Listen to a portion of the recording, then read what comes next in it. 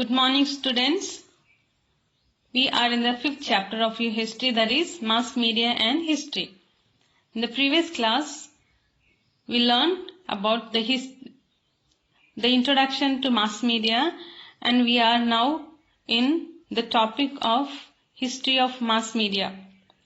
In history of mass media, we learned about the newspapers, precursors of newspapers, Bengal Gazette, Darpan, and Prabhakar. These are the various sources of medium of information. Today, let us learn about the newspaper Dhyanodaya. So, Dhyanodaya printed the map of Asia in 1842 and the map of Europe in 1851. Dhyanodaya was the first newspaper which printed map of Asia and map of Europe. Also, the honor and credit of printing illustration goes to the newspaper Dhyanodaya. It was the first newspaper among Indian newspapers which printed illustrations. The news of installation of telegraph used for electrically transmitting a news can be seen in Dhyanodaya. It was the newspaper Dhyanodaya that printed the news about the illustration of telegraph. The illustration of telegraph was used for transmitting news electrically. Also, the news of starting of railway in India was also printed in Dhyanodaya. And the title was Chekya Masoba. The meaning of this is Masoba, with wheels. So, the news about starting of railway in India also was given by the newspaper Dhyanodaya. And it had also printed the news of the Indian War of Independence of 1851. So, Dhyanodaya also gave news about the Indian War of Independence.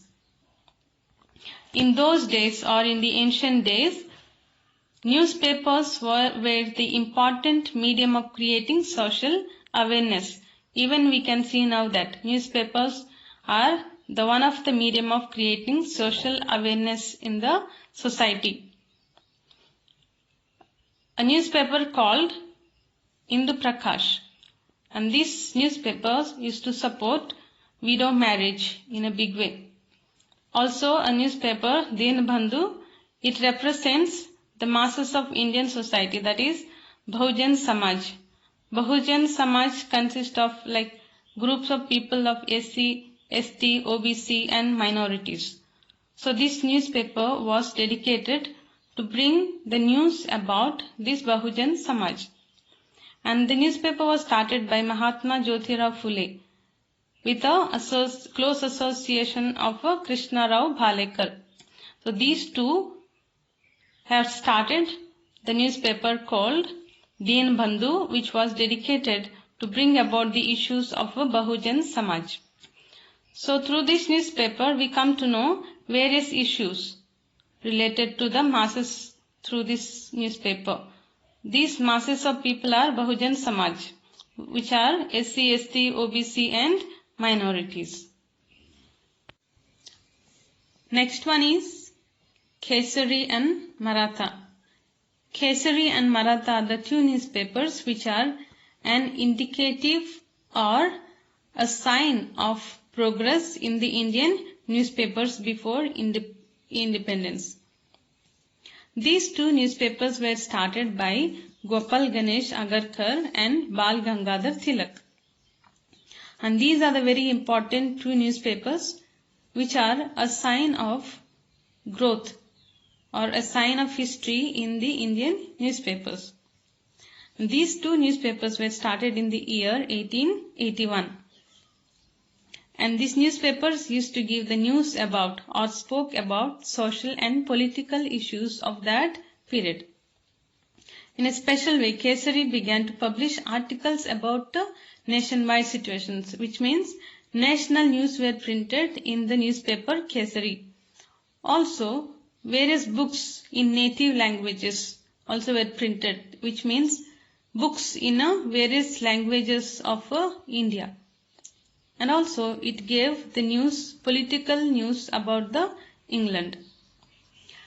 In 21st century, newspapers have continued to fulfill an important role, which means even now in 21st century, newspapers are an ineffective means of communication, and they play an important role in the society. And so, newspapers are acknowledged as the fourth column of democracy. What are the characteristics of democracy, or what are the steps taken to strengthen the democracy? Is a right to vote, decentralization of power, right to information. And the fourth column is a newspapers, which become an important medium of social awareness. And so, newspapers play a great role in the society. Next is magazines and journals.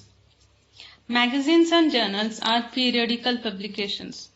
Magazines and journals are published periodically and not on regular basis, whereas newspapers are published regularly, but magazines, journals or various other books are published periodically. Maybe this may be or they are published maybe weekly, bi-weekly, monthly, bi-monthly, quarterly, 6-monthly, annually, etc.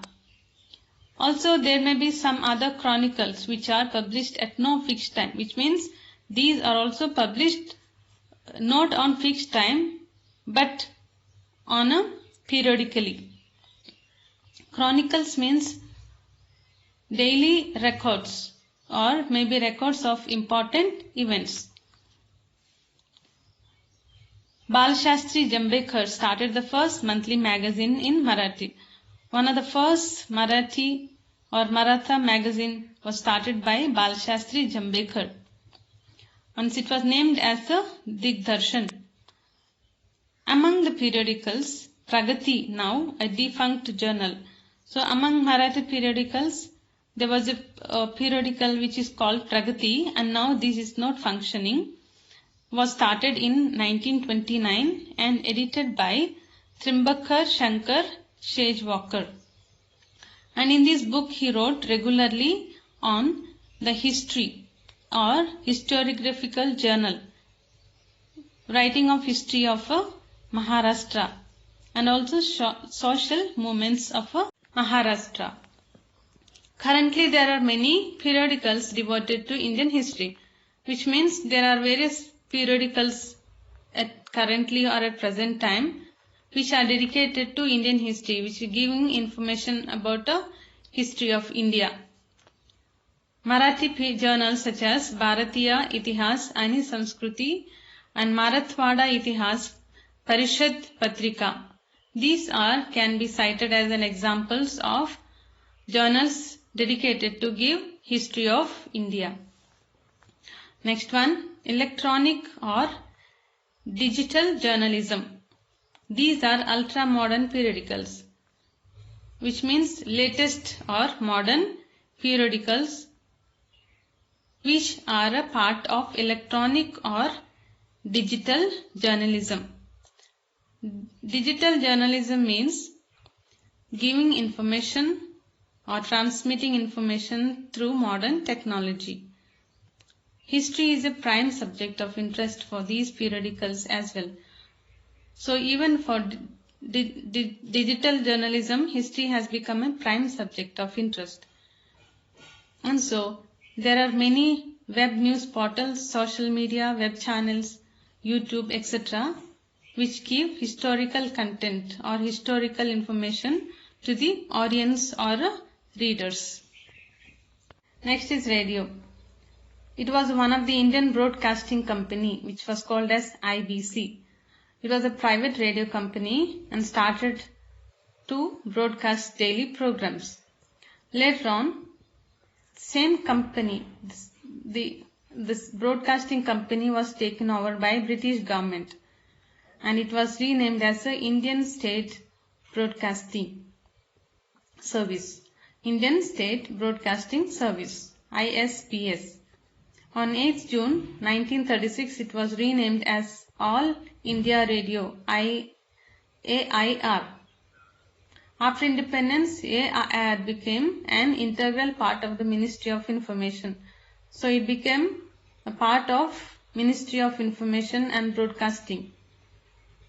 Initially, it broadcasted governmental programs and schemes. It was named as Akashvani on the suggestion of famous poet Pandit Narendra Sharma. Akashvani broadcasts various entertainment, awareness creating and literary programs.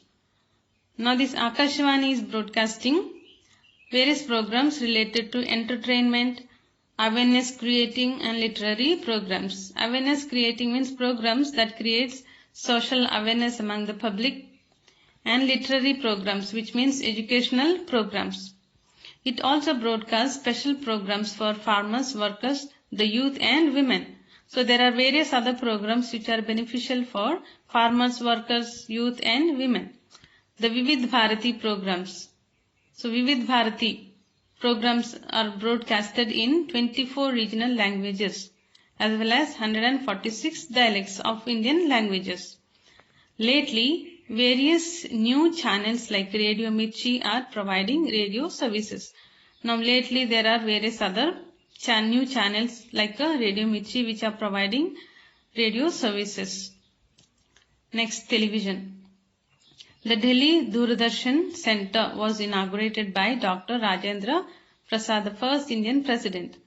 So the first Indian president, Dr. Rajendra Prasad, inaugurated the Delhi Doordarshan Center. Doordarshan's Mumbai Center began to telecast its programs on 1st May 1972. So when did this Doordarshan start telecasting its programs? It was on 1st May 1972.